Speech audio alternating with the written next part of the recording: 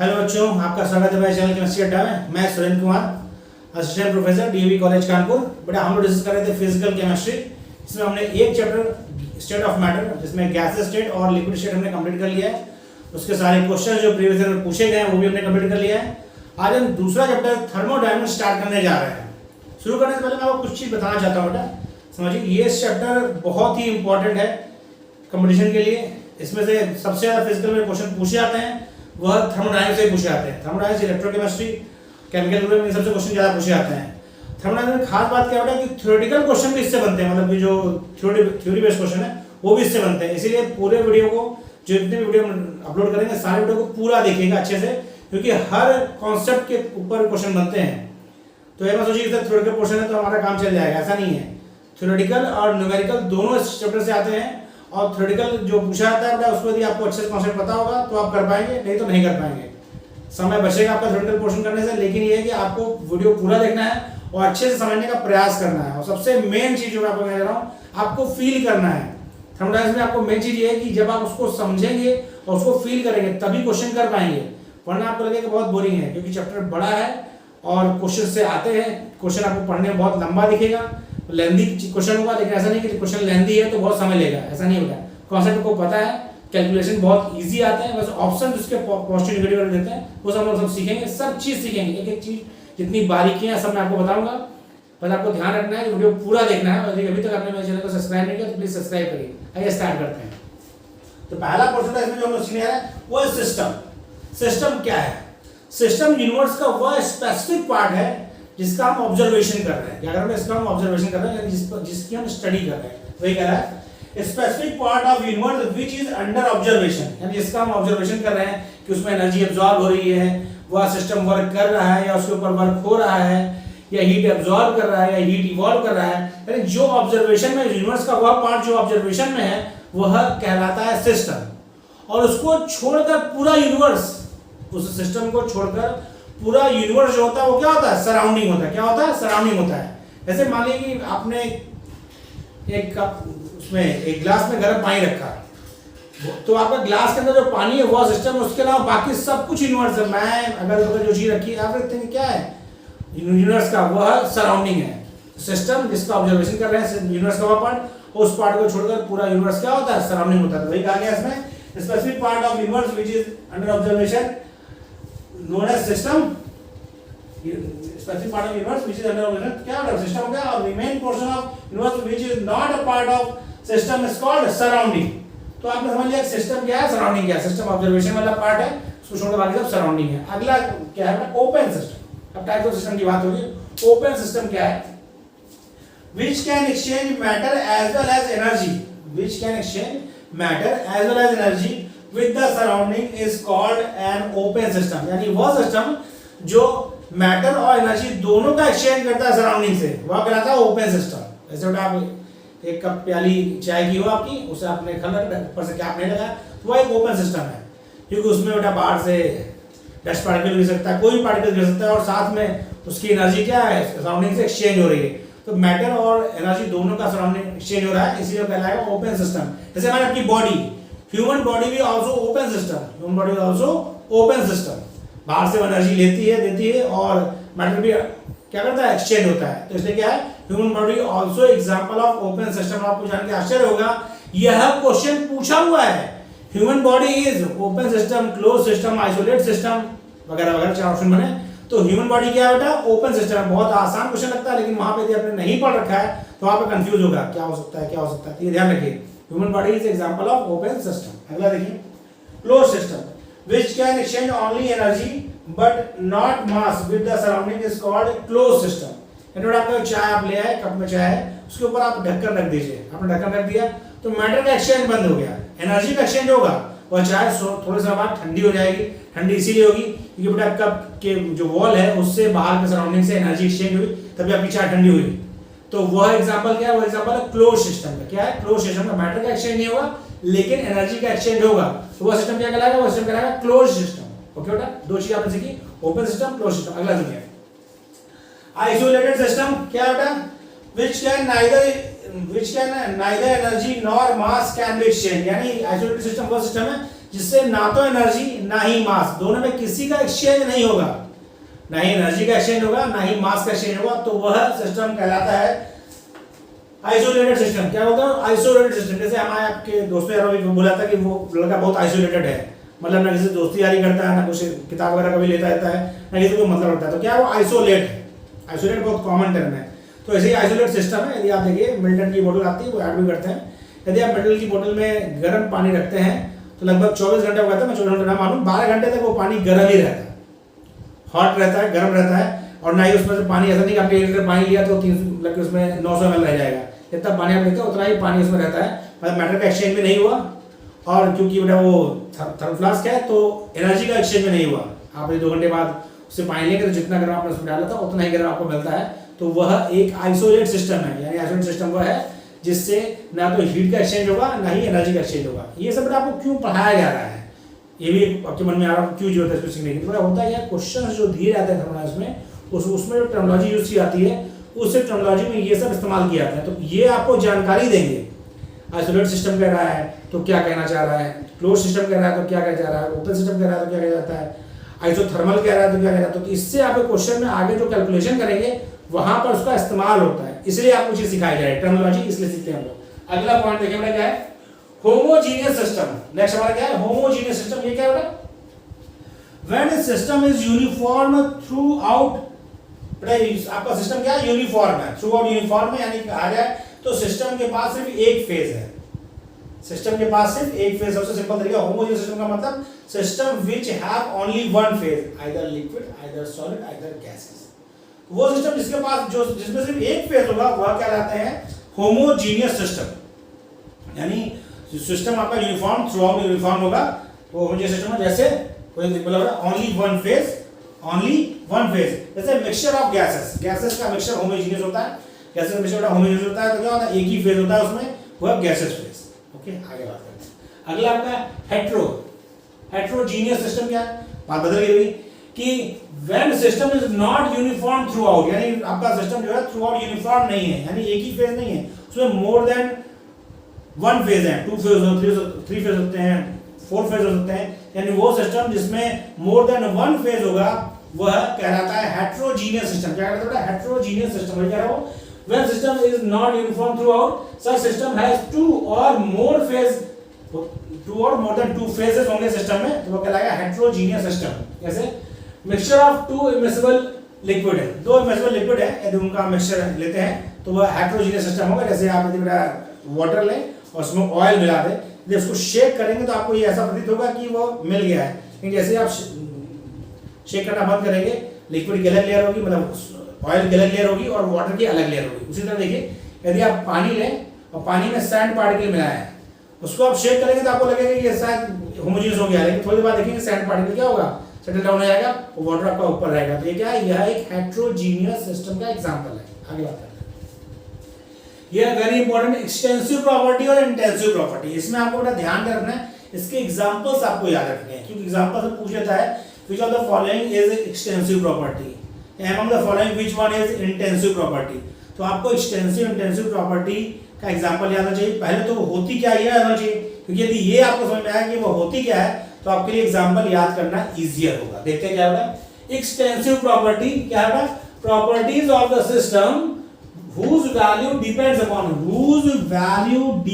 upon the quantity of substance। यानी system की वो प्रॉपर्टी जिसकी वैल्यू है, जिसका मान किस पर डिपेंड करता है, क्वांटिटी ऑफ सब्सटेंस पर डिपेंड करता है, अमाउंट पर डिपेंड करता है कि कितने अमाउंट में है सब्सटेंस, उस पर डिपेंड करता है, वह कहलाते हैं एक्सटेंसिव प्रॉपर्टी। क्या कहते हैं उसको कहते हैं एक्सटेंसिव प्रॉपर्टी। वही कह रहा है property of the system whose value depends upon the quantity of substance present in the system are called extensive property। वो प्रॉपर्टीज जिनका वैल्यू सब्सटेंस के क्वांटिटी पर डिपेंड करता है कि सिस्टम में कितना सब्सटेंस प्रेजेंट है, वह कहलाते हैं एक्सटेंसिव प्रॉपर्टी। जैसे देखिए बेटा कौन सी है, मास, सीधी बात है, जितना अमाउंट सब्सटेंस होगा, mass, volume, free energy, mass, volume, free energy, entropy, enthalpy, heat capacity etcetera, ये सब एक्सटेंसिव प्रॉपर्टी के एग्जांपल है। ऐसा क्या है, एक्सटेंसिव प्रॉपर्टी के एग्जांपल हैं। अगला देखिए इंटेंसिव प्रॉपर्टी। क्या होती है इंटेंसिव प्रॉपर्टी? भाई सीधी बात है, इसमें depends upon quantity of substance है, तो इसमें क्या होगा, डिपेंड नहीं करेगा। तो ये property of system which are independent, बेटा वहां था डिपेंडेंट, यहाँ है इंडिपेंडेंट, यानी उस पर डिपेंड नहीं करती, independent upon amount of substance present in the system are called intensive property. यानी ये वो प्रॉपर्टीज हैं जिनका मान, जिनकी वैल्यू इस बात पर डिपेंड नहीं करती कि सब्सटेंस का कितना अमाउंट आपने लिया है, वह कहलाती है इंटेंसिव प्रॉपर्टीज। जैसे देखिए टेम्परेचर, आपका कोई लिक्विड है, आप उसमें उसका आपने सेम सोर्स से लिया है, उसका आप 10 ml ले, 1 लीटर ले, 5 लीटर ले, सोर्स सेम है, जहां आपने वो लिक्विड लिया है, तो सबका टेम्परेचर सेम होगा। सबका टेम्परेचर क्या होगा, सेम होगा। Temperature, pressure, surface tension, temperature, pressure, surface tension, refractive index, molar heat capacity, ये बेटा molar heat capacity also intensive property, क्योंकि 1 मोल के लिए है तो क्या होगी, इंटेंसिव प्रॉपर्टीज है। तो वो प्रॉपर्टीज इनकी value amount of substance present in system पर डिपेंड नहीं करती, वह कहलाती है इंटेंसिव प्रॉपर्टीज है। Temperature, pressure, molar heat capacity और उसके बाद जो है सरफेस टेंशन, रिफ्रैक्टिव इंडेक्स, ये सब क्या है, इंटेंसिव प्रॉपर्टी के एग्जांपल है। ओके, याद रहेगा, आपको ध्यान रखना है, कोई इसका उपचार नहीं है, आपको याद रखना ही होगा, इसलिए आप इसको बार बार पढ़िए, 2-3 बार पढ़ेंगे तो आपको चीज याद आ जाएगी। अगली वाली थर्मल इक्विलिब्रियम। थर्मल इक्विलिब्रियम क्या है बेटा, यानी टेम्परेचर आपका कांस्टेंट की बात कर रहा है। थर्मल इक्विलिब्रियम क्या है, इफ नो हीट, बहुत ध्यान समझिए, if no heat flow from one portion of system to another, क्या बेटा, यानी हीट का फ्लो एक पोर्शन से दूसरे पोर्शन पर नहीं हो रहा है। थर्मल इक्विलिब्रियम मतलब ये होता है कि टेम्परेचर पूरे सिस्टम में एक सा है, यानी if no heat flow from one portion of system to another, that is temperature of system remains constant. क्या बेटा, टेम्परेचर ऑफ सिस्टम क्या है, कांस्टेंट है, तो वह कहलाता है, वो क्या इक्विलिब्रियम कहलाता है, थर्मल इक्विलिब्रियम। क्या बोलते हैं उसको, तो कहते हैं थर्मल इक्विलिब्रियम। जब हीट का flow one portion of system से अनदर पोर्शन ऑफ सिस्टम नहीं होता है, तो वो क्या कहलाता है, कहलाता है थर्मल इक्विलिब्रियम। ऐसी कंडीशन में टेम्परेचर ऑफ सिस्टम क्या होता है, कांस्टेंट होता है। क्या होता है, कांस्टेंट होता है। कॉपी कर लीजिए,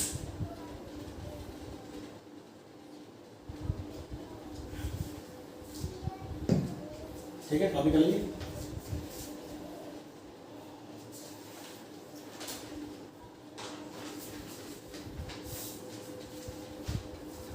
कॉपी कर लियो ना, बात करते हैं आगे और क्या क्या हमें सीखना है इसमें।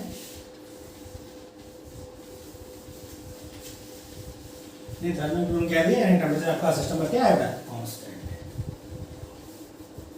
इंटेंसिव प्रॉपर्टी है, तो प्रॉपर्टीज ऑफ सिस्टम क्या है, वो अमाउंट ऑफ सब्सटेंस पर डिपेंड करेगी। इंटेंसिव बोल दिया तो डिपेंड नहीं करेगी, ये ध्यान आपको रखना है। यही सब बारीक चीजों का ध्यान रहेगा, तो थर्मल आपको बहुत अच्छी लगेगी, समझ में आएगी, इंपॉर्टेंट है, पढ़ना आसान हो जाएगा।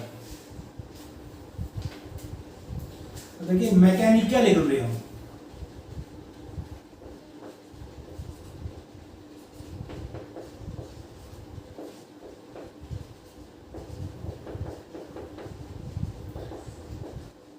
मैकेनिकल इक्विलिब्रियम की बात कर रहा है बेटा।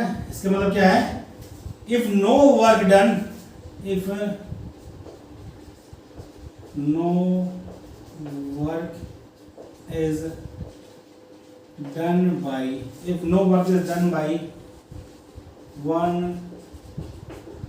Part of system, no work is done by one part of system on the other, that is, इसका मतलब क्या हुआ, that is no transfer of matter, that is no transfer of matter takes place within the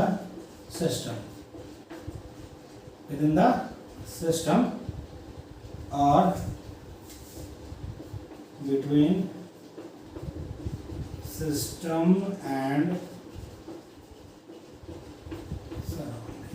क्या कह रहा है बेटा, यानी मैकेनिकल इक्विलिब्रियम तब होगा आपका, मैकेनिकल इक्विलिब्रियम तब होगा जब आपका सिस्टम का एक पोर्शन दूसरे पोर्शन पर या सिस्टम सराउंडिंग पर कोई वर्क नहीं करता है, तो यानी मैटर जब वर्क नहीं होगा तो मैटर का ट्रांसफर भी नहीं होगा। यदि ऐसी स्थिति है तो कहलाएगा कि आपका सिस्टम मैकेनिकल इक्विलिब्रियम में है। क्या कहा बेटा, समझिए, कह रहा है कि if no work is done by one part of system on another part, यानी एक पार्ट सिस्टम का दूसरे पार्ट ऑफ सिस्टम पर वर्क नहीं करता, वर्क नहीं कर रहा है, तो इसका मतलब क्या हो रहा है, that is no transfer of matter takes place within the system. यदि वर्क नहीं कर रहा है तो मैटर का ट्रांसफर विद इन सिस्टम में नहीं होगा, साथ ही और बिटवीन सिस्टम एंड सराउंडिंग, तो मैकेनिकल इक्विलिब्रियम कंडीशन में मैटर का ट्रांसफर ना ही सिस्टम में होगा ना ही सिस्टम और सराउंडिंग के बीच होगा। ऐसी स्थिति है तो वह कहलाएगा मैकेनिकल इक्विलिब्रियम। क्या कहलाएगा, मैकेनिकल इक्विलिब्रियम। अगला देखिए, नेक्स्ट क्या है,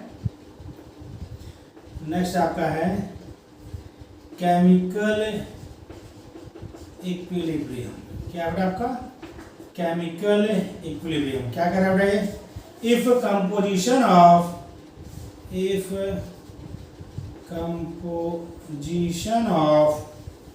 various phases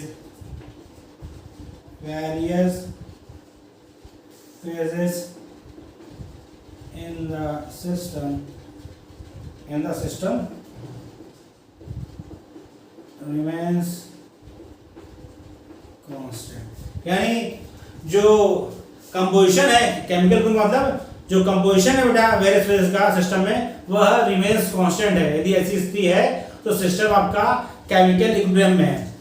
यदि सारे जो आपके फेजेस हैं उनका कंपोजिशन सेम है तो वह क्या कहलाएगा, वह कहलाएगा सिस्टम आपका केमिकल इक्विलिब्रियम में है। वही बात कर रहा है इसमें, if composition of various phases in the system remains constant then system is in chemical equilibrium, then this system is in chemical equilibrium.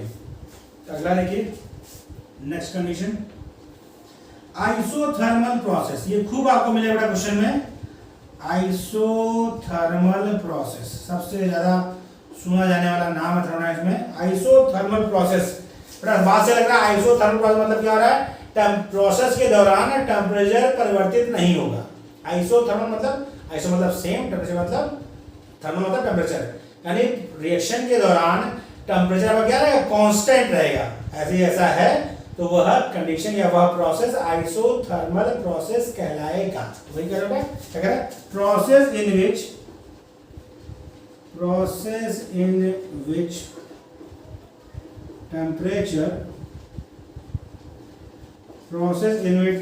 Temperature of system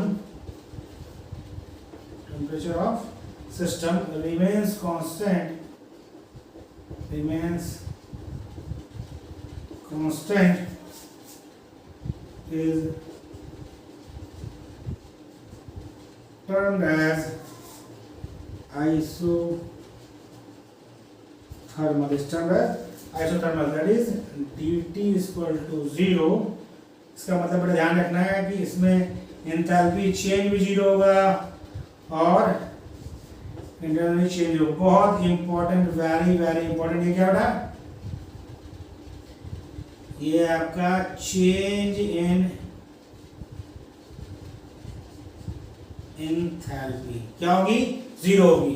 तो ये क्या हो रहा है, change in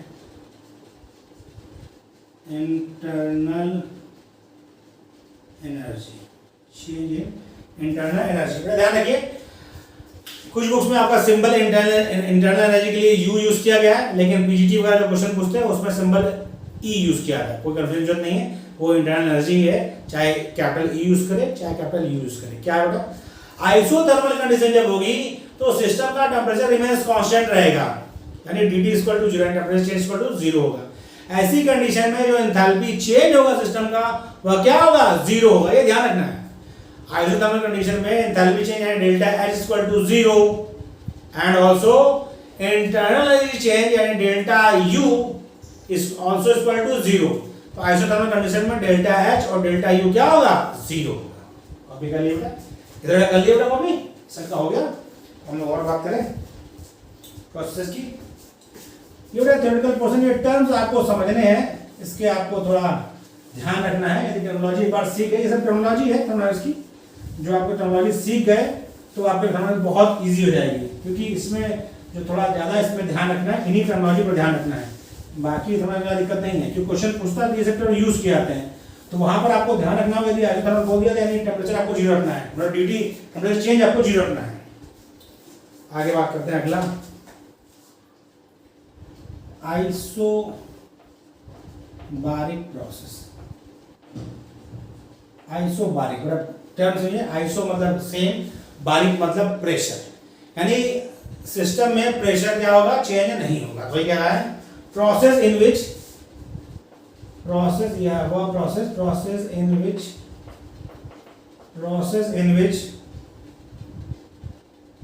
the pressure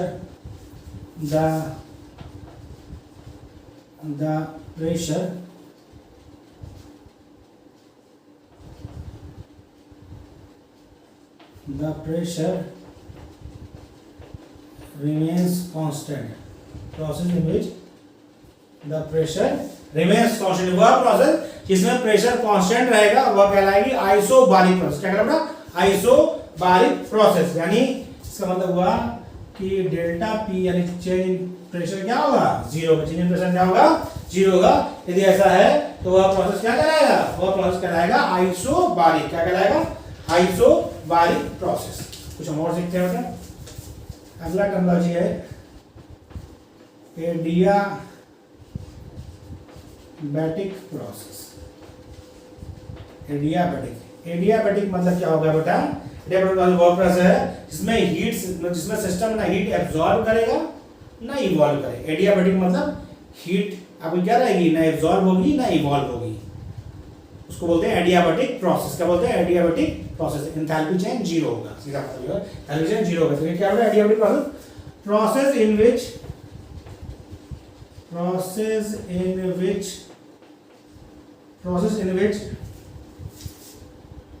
the system does not exchange, process in which the system does not exchange heat with the surrounding, यानी surrounding के साथ heat का एक्सचेंज नहीं करेगा, ना हीट एब्जॉर्ब करेगा ना हीट इवॉल्व करेगा। यदि ऐसा है तो वह प्रोसेस कहलाएगी एडियाबैटिक प्रोसेस, जिसमें सिस्टम सराउंडिंग से ना ही हीट एब्जॉर्ब करेगा ना ही हीट इवॉल्व करेगा। यानी इसका मतलब क्या होगा, वो that is heat not absorb not evolve by system इसके अंदर dq इक्वल टू क्या हुआ, 0। dq इक्वल टू क्या हुआ, 0। अगला प्रश्न सुनिए, समझिए, आइसोकोरिक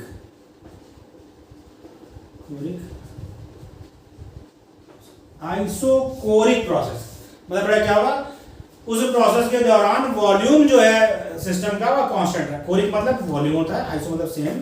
तो आइसोकोरिक वह प्रोसेस है जिसके दौरान volume of system remains constant, volume of system remains constant. वही कह रहा है, process in which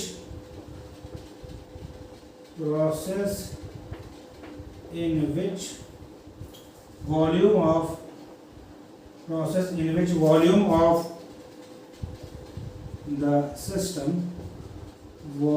the system remains constant,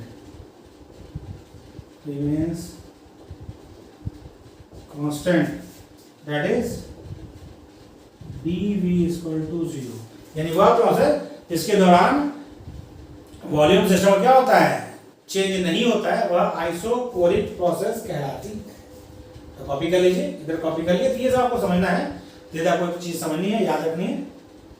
इधर कॉपी हो गया बेटा। तो हम और सीखें, और क्या सीखना है, आइसोकोरिक हमने सीख लिया, आइसोबारिक सीख लिया, आइसोथर्मल सीख लिया। अब आगे सीखते हैं साइक्लिक प्रोसेस। साइक्लिक बात से लग रहा है, यानी एक जगह चले और घूम फिर के यहाँ वहाँ लौट के उसी जगह पे आ जाए, तो क्या कहलाता है, साइक्लिक प्रोसेस। मतलब आपने घर से निकले, कॉलेज गए, दोस्त से मिले, यहाँ वहाँ होने के बाद लौट के अपने घर आ गए, तो आपका एक साइकिल पूरा हो गया रोज का। ठीक, चलिए देखिए साइक्लिक प्रोसेस। साइक्लिक प्रोसेस क्या है ये? Process in which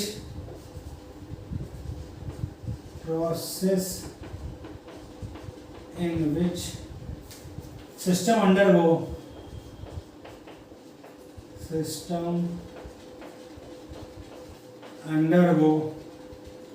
a series of changes. System undergo a series of changes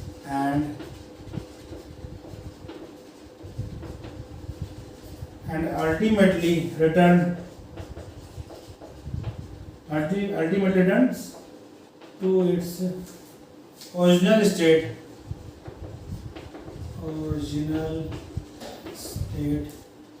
is called cyclic process. क्या कह रहा है?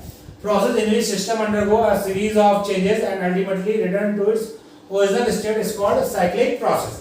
भाई बहुत कॉमन टर्म है साइकिल प्रोसेस। मतलब क्या है? एक पूरा साइकिल हो, जैसे आप सुबह घर से निकले, कॉलेज गए, फ्रेंड से मिले, जो आपका रूटीन है, दुनिया भर में घूम टहल के आप लौट के अपने घर आ गए, तो क्या हुआ है? Cycle process.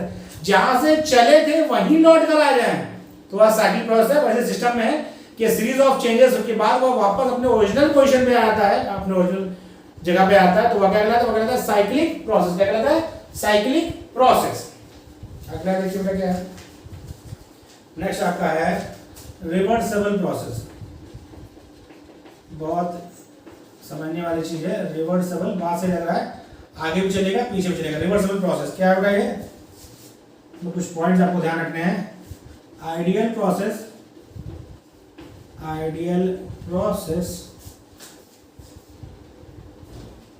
which takes infinite time for complete।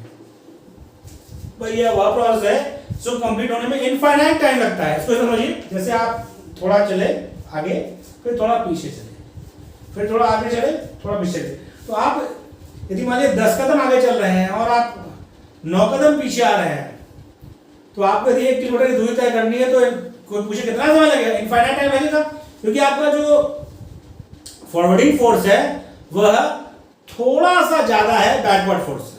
जो आपको पीछे ला रहा है वह फोर्स और जो आपको फॉरवर्ड कर रहा है उस फोर्स में क्या फर्क है? फॉरवर्डिंग जो आपका मतलब जो ड्राइविंग फोर्स है वह बैकवर्ड फोर्स से स्लाइटली ग्रेटर है। जब स्लाइटली ग्रेटर होगा बेटा, तो वह प्रोसेस क्या कहलाएगी? रिवर्सिबल प्रोसेस कहलाएगी, और इसको कंप्लीट होने में इनफाइनाइट टाइम लगेगा। तो वही बात कह रहा है, ड्राइविंग फोर्स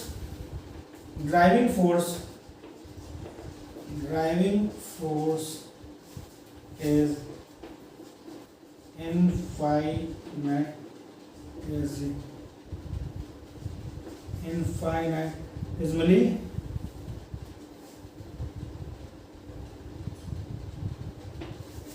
greater than, मतलब बहुत स्मॉल अमाउंट में ज़्यादा होता है, greater than the opposing force. अगला पॉइंट देखिए बेटा, it is equilibrium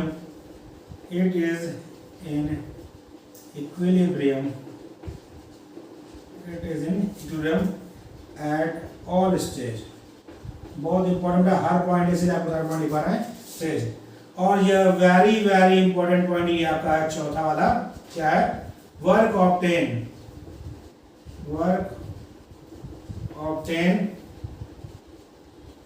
is maximum. भाई सीधी बात है, काम तो ज्यादा कर ही रहा है, आगे जा रहा है पीछे आ रहा है, आगे जा रहा है पीछे आ रहा है, तो काम तो कर ही रहा है। Is a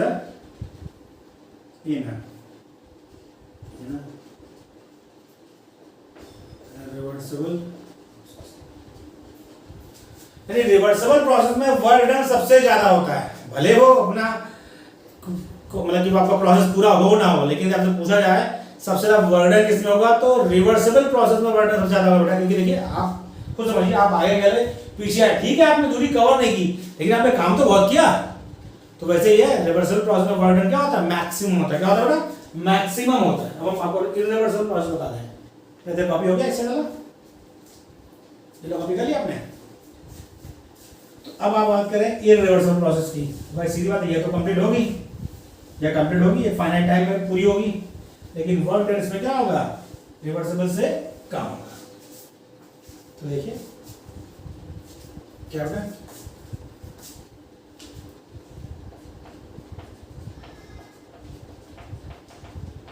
irreversible process, irreversible process। तो क्या है मुझे इसमें पहला पॉइंट, ये एक स्पॉन्टेनियस प्रोसेस है, स्पॉन्टेनियस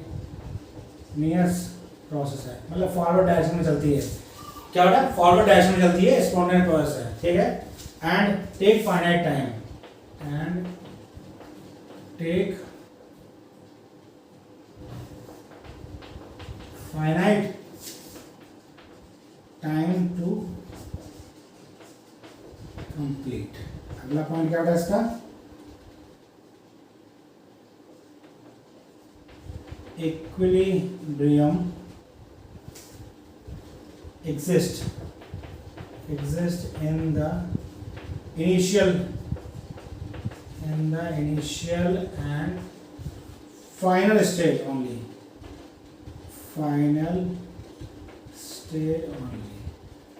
और last point, work obtained is not maximum।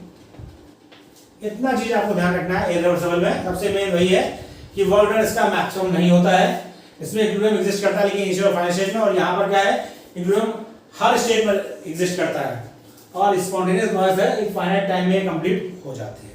तो इररिवर्सिबल प्रोसेस, रिवर्सिबल प्रोसेस में आपको जो मेन पॉइंट बताया बेटा आपको ध्यान रखना है। आगे बढ़ते बेटा हम क्या है, अब हम वर्क डन की बात करते हैं, बहुत इंपॉर्टेंट पॉइंट है ये, वर्क डन की बात करें हम, यहाँ समझना स्टार्ट करिए बहुत ध्यान से। वर्क डन अच्छे से दिखाई नहीं देगा। वर्क डन में देखिए W इक्वल टू, और ध्यान समझिए, minus P E x T मतलब होता है एक्सटर्नल प्रेशर, ई एक्स टी मतलब external pressure, P delta we होता है, पी डेल्टा वी। वर्क आपका जो डन होता है वो होता है W equal to minus P external delta V, और डेल्टा वी जो आपका है यानी वॉल्यूम चेंज, वो हमेशा होता है V2 माइनस V1। और ध्यान रखिए, याद हम लोग यूज करते हैं V2 मतलब होता है V फाइनल माइनस V। अब समझिए थोड़ा बड़ा ध्यान से बात, हम फाइनल इसे क्या समझे, ऐसे बोला आपसे एक्सपेंशन, एक्सपेंशन बड़ा एक्सपेंशन होगा तो क्या होगा, जो वॉल्यूम रहा होगा उससे वो एक्सपेंड हुआ, तो V1 छोटा V2 बड़ा। कंप्रेशन, कंप्रेस कर दिया तो V2 मतलब V1 बड़ा V2 छोटा, ये ध्यान रखना है, जो टर्मिनोलॉजी इस्तेमाल की जाएगी उससे आप समझेंगे V1 कौन है V2 कौन है, ठीक है। आगे बात करते हैं, आप समझिए थोड़ा पॉइंट कुछ और है, लिख दें नहीं कर लिखेंगे, तो कॉपी कर लिया आपने, इसे कॉपी कर लिए, फिर हम और कुछ पॉइंट्स सीखते हैं, बारीकियां, ओके बेटा इस साइड में। अब आता है मुद्दा ये, अब पहले तो बेटा ये आप समझिए ध्यान से कि क्वेश्चन जब भी आपको मिलेगा, थर्मोडायनामिक्स में जो सबसे बड़ा दिक्कत आती है ऑप्शंस में, वो आती है साइन की, मतलब जो पॉजिटिव साइन या नेगेटिव साइन की। उसमें होता क्या है, चार ऑप्शन रहेंगे, दो पॉजिटिव और दो नेगेटिव हैं। तो यदि आपने रूट सही फॉलो नहीं किया तो ऑप्शन हो सकता है आपको मिल जाए, क्वेश्चन में ऑप्शन आंसर में मिल जाए, लेकिन यह जरूरी नहीं है कि वो आंसर सही हो। तो इसीलिए साइन कन्वेंशन का बहुत ध्यान रखेंगे, जो क्वेश्चन कहे उसकी भाषा से सुने और वो क्या कह रहा है वहां से ले समझिए, हम इसी की बात कर रहे हैं।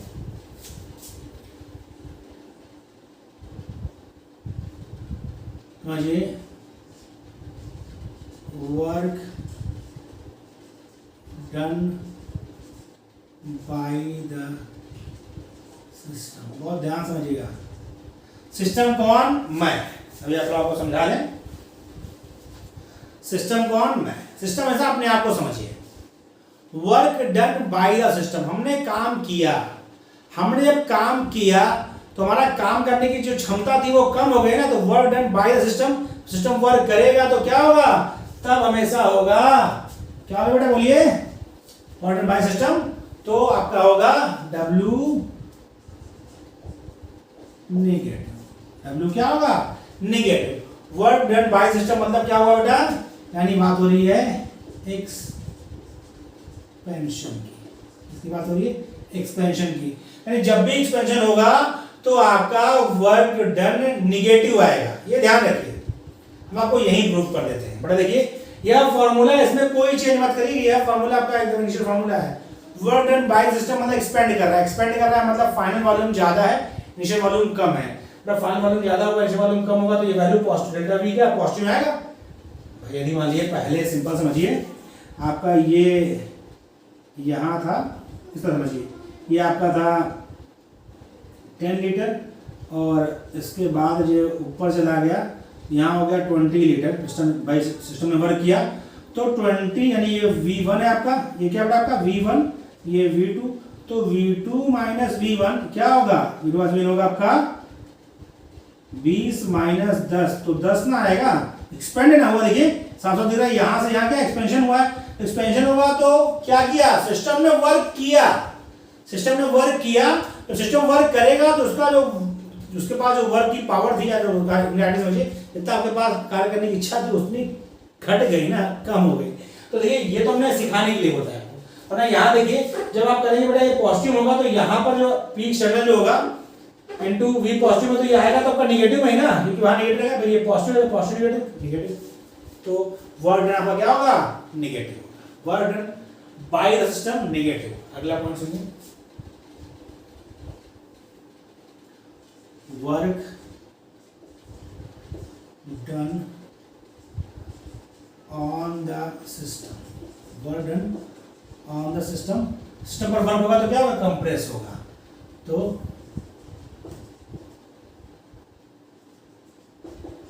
कंप्रेशन की बात कर रहा है, तब आपका W क्या होगा, पॉजिटिव, क्या होगा, पॉजिटिव। सिस्टम पर यदि वर्क होगा तो वर्क W पॉजिटिव, सिस्टम खुद वर्क करेगा तो W नेगेटिव। कैसे बता, देखिए जब सिस्टम पर वर्क होगा तो भाई देखिए यहाँ पर ये बदल जाएगा, पहले आपका वॉल्यूम था 20 लीटर और सिस्टम पर वर्क किया सराउंडिंग ने, उसका वॉल्यूम 10 लीटर कर दिया, कंप्रेस कर दिया, कंप्रेस कर दिया तो V2 माइनस V1 क्या होगा बेटा, V2 माइनस V1 मतलब V2 कितना था 10 माइनस V1 20, तो डेल्टा V कितना आएगा, डेल्टा V आएगा -10, और जब यहाँ माइनस से गुणा होगा माइनस, तो माइनस इंटू माइनस क्या होता है, प्लस होता है, माइनस इंटू माइनस प्लस होता है, तो इसीलिए work done on the system क्या होगा, पॉजिटिव, क्या होगा, पॉजिटिव। अगला पॉइंट सुनिए,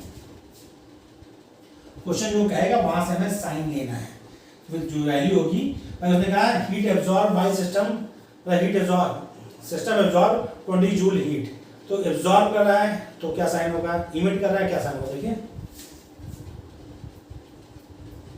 heat absorb by the system,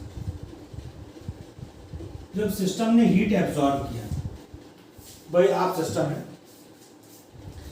आपने 20 रुपया ले लिया तो आपके पास 20 रुपया बढ़ गया ना भाई। यदि आप सिस्टम है, हम रुपए से बात करते हैं क्योंकि रुपए की बात जल्दी समझ आती है, पैसा बहुत अच्छी चीज है, दिमाग बहुत तेज खोलती है, तो समझिए भाई यदि हम सिस्टम है, हमें सराउंडिंग, मेरे पिताजी हैं, माताजी हैं, दोस्त यार कोई भी सराउंडिंग है, क्योंकि हमको छोड़कर बाकी तो सराउंडिंग है, तो हमें किसी ने जो है 20 रुपये छोटा लग रहा है 100 रुपए दिए, हमें किसी ने 100 रुपए दिए, यानी हमने 100 रुपए ले लिए, तो मेरे पास जो भी पैसे थे पर्स में उसमें 100 रुपए बढ़ गए ना, तो जब बढ़ गए तो पॉजिटिव, तो यानी क्या होगा, जो आपका Q होगा वो क्या होगा, वो होगा पॉजिटिव, जो भी वैल्यू होगी वो पॉजिटिव है, क्योंकि उसे मिल गया, heat absorb by the system मिल गया, और जब हीट इवॉल्व होगी, heat evolve by the system, जब सिस्टम हीट इवॉल्व करेगा, हम ही हैं, हमको यदि किसी को 100 रुपए या 200 रुपए देना पड़े तो बेटा जो भी मेरे पास पैसे थे उसमें तो उतने कम हो जाएंगे ना, -200 हो जाएगा। हमने 500 किसी को दिया तो -500 हो जाएगा ना। तो जब सिस्टम कोई किसी को हीट देगा, हीट इवॉल्व करेगा, जब सिस्टम हीट इवॉल्व करेगा तो Q निगेटिव होगा। क्या होगा? निगेटिव में, क्योंकि उतनी हीट उससे कम हो गई। तो इस जगह पर Q होगा निगेटिव। ओके, कोई दिक्कत नहीं। 2 टर्म और सीख लेते हैं, फिर आगे बढ़ते हैं। बात चल गई तो हमने आप सीख लिए exothermic process.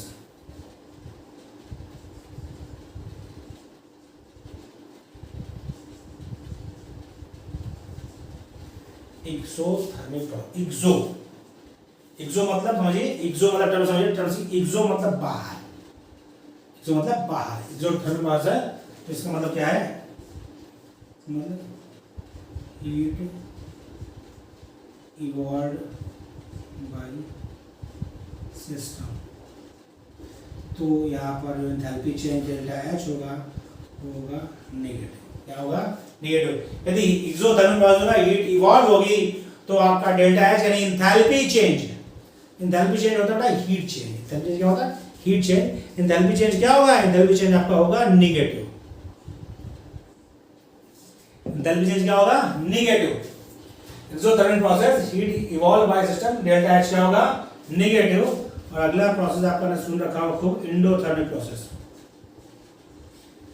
Endothermic process, endothermic मतलब heat absorb by system, heat absorb by system. और सिस्टम हीट एब्जॉर्ब कर रहा है तो उतना हीट कंटेंट उसमें बढ़ जाएगा। उस केस में डेल्टा एच जो होगा वो होगा पॉजिटिव।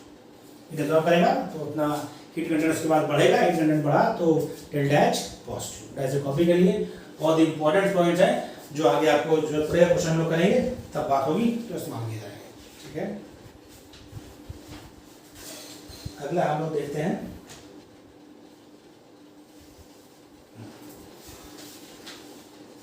ये हो गया अगला पॉइंट बेटा वर्क में। और देखा जाए बेटा, तो कॉपी हो गया। अब ये पूछा जाता है बेटा वर्क डन मतलब free expansion. Free expansion interviews होता है, work done in free expansion.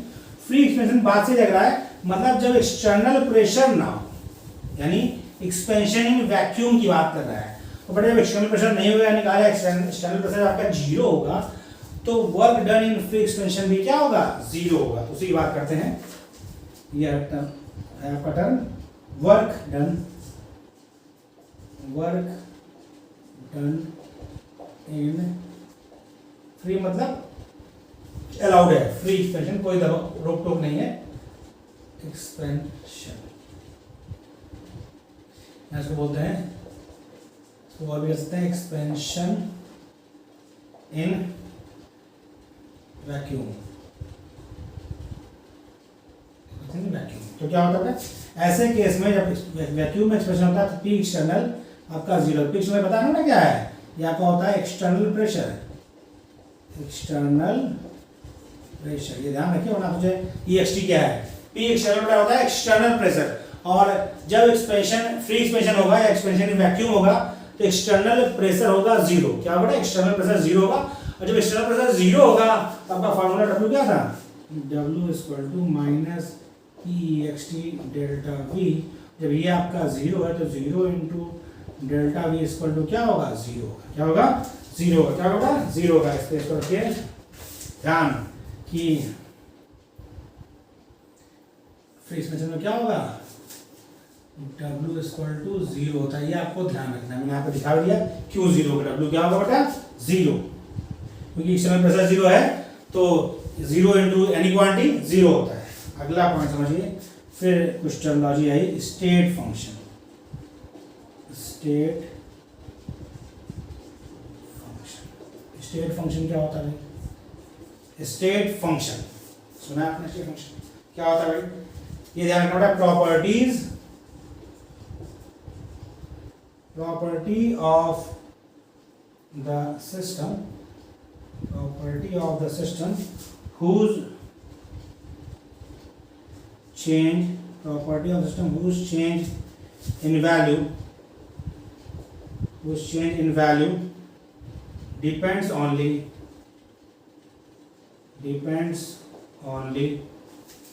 upon the state of the system. State मतलब बेटा क्या होता है? इनिशियल स्टेट और फाइनल स्टेट. इनिशियल स्टेट और फाइनल स्टेट. स्टेट मतलब इनिशियल स्टेट और final state. And is independent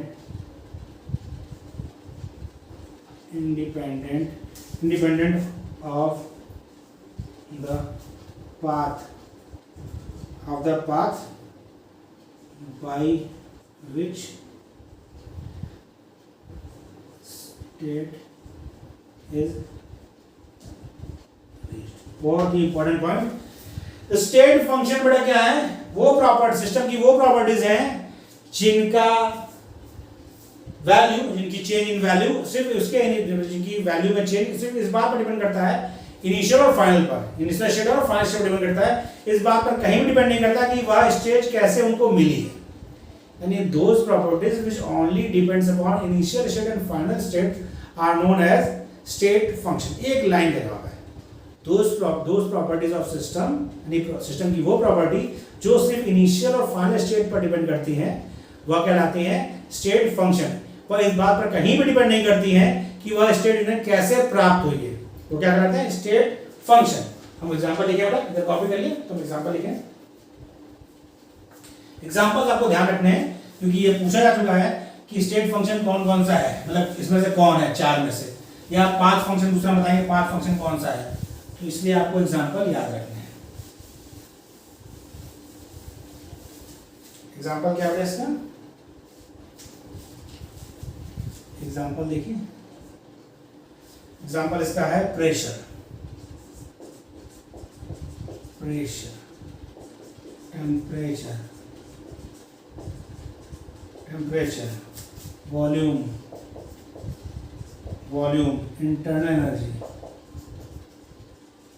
internal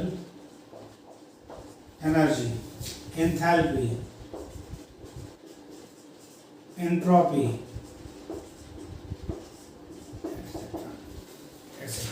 अगला क्या बेटा? नेक्स्ट आपका है पाथ फंक्शन. क्या बेटा? Path function. नेक्स्ट आपका है पाथ फंक्शन. पाथ से लग रहा है यानी यह पाथ पर डिपेंड करेगा. स्टेट फंक्शन यानी जो सिर्फ इनिशियल फंक्शन पर डिपेंड करता है. पाथ फंक्शन क्या बेटा? Property of system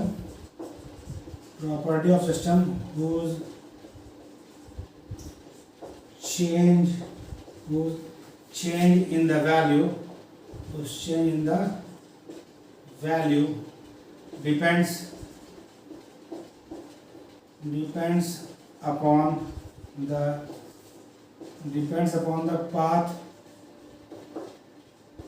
followed for the process is called path. यानी सिस्टम की वह property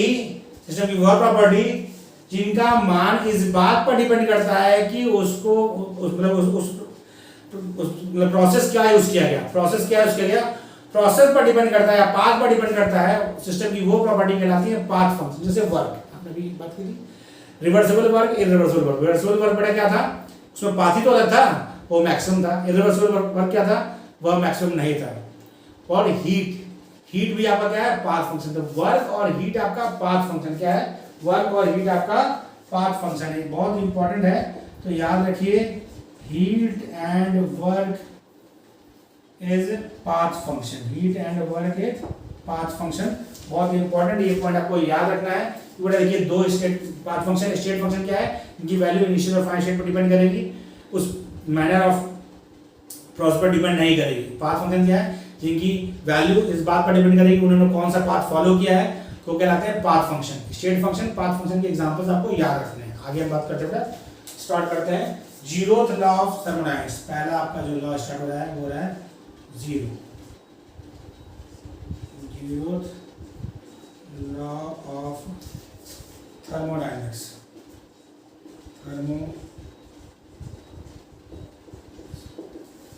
zeroth law of thermodynamics. इसको और भी कुछ कहते हैं, इसको कहते हैं law of thermal equilibrium,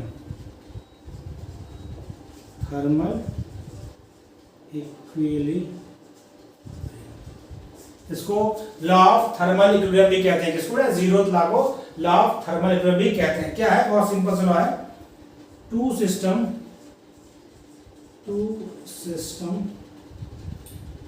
in thermal equilibrium with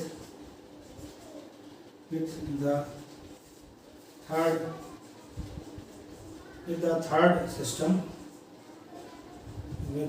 system are also in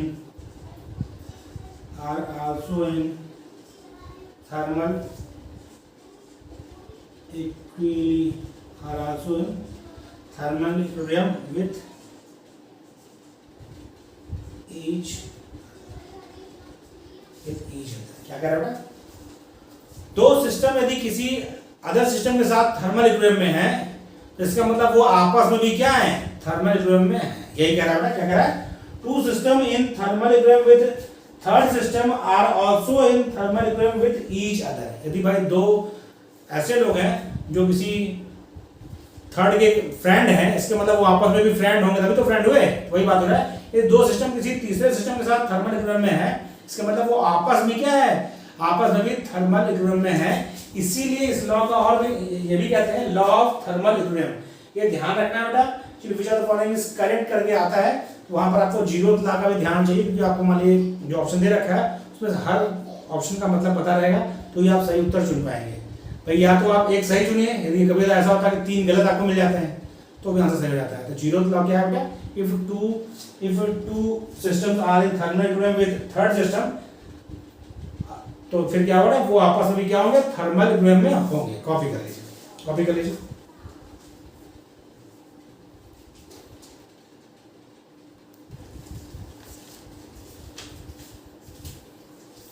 हो गया बेटा? उधर कॉपी कर लिया?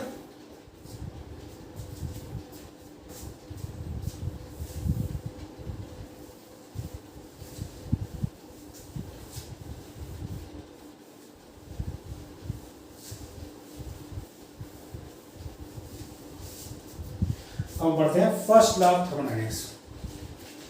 First law of thermodynamics,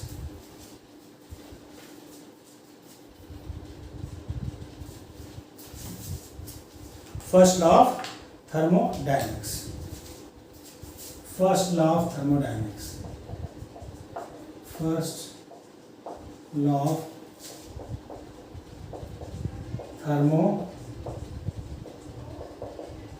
first law of thermodynamics. इसको और भी क्या कहते हैं? इसको कहते हैं law of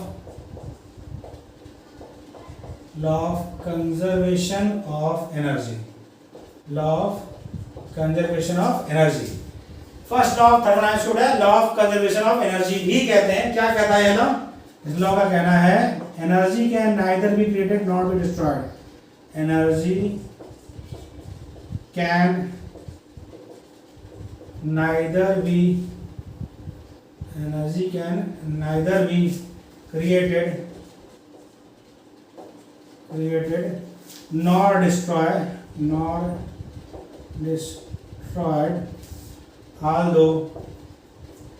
although it can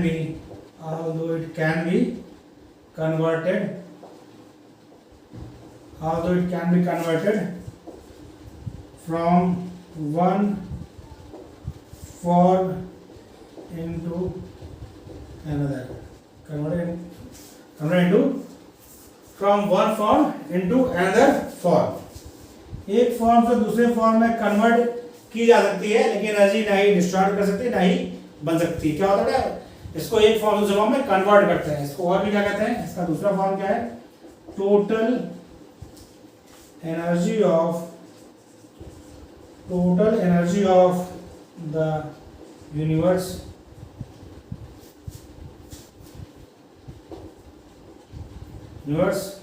remains constant. ये इसका दूसरा फॉर्म है, total energy of universe remains constant. इसका मतलब मैथमेटिकल एक्सप्रेशन क्या है, डेल्टा यू इक्वल टू होता है Q plus W, delta U equal to Q plus W. Change in internal energy equal to heat absorb या evolve plus work done by system या on system. तो delta U equal to Q plus W. यहाँ पे delta U क्या है बेटा, delta U आपका है चेंज इन इंटरनल एनर्जी। ये क्या होता है बेटा, डेल्टा यू इक्वल टू होता है U2 माइनस U1, या इसको कहें U final minus U initial. U2 minus मतलब 2 माइनस 1 का होता है U final minus U initial. यहाँ Q क्या है, Q आपका है हीट एब्जॉर्ब